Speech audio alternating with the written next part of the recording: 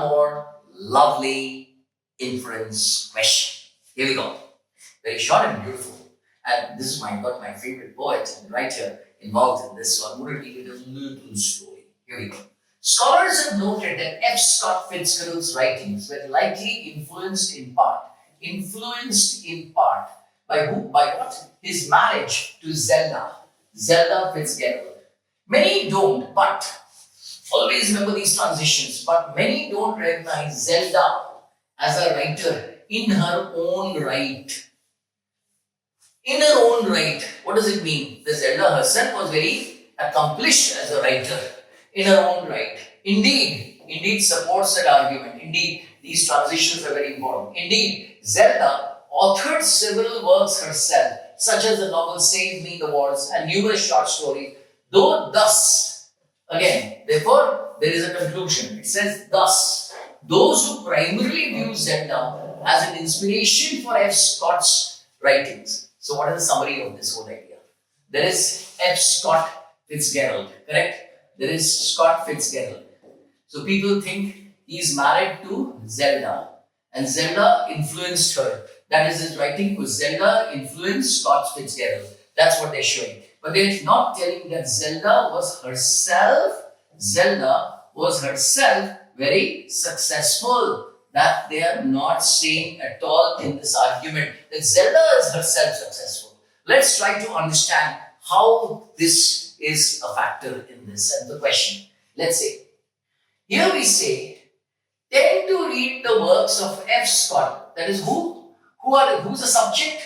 Those who primarily view Zelda as an inspiration. They think that Zelda inspired his wife, inspired him. That is there. That's it. So tend to read the works of F. Scott and Zelda in an overly autobiographical right.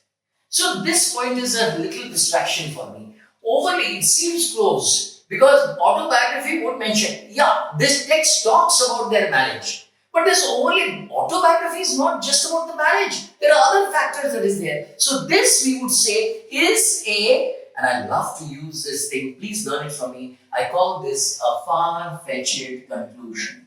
This is the exact logic of elimination. It is a far-fetched conclusion. So what does far-fetched conclusion means? Data insufficient to reach that conclusion out over here. Let's look at the next option. May draw inaccurate conclusions about how viewed each other's works.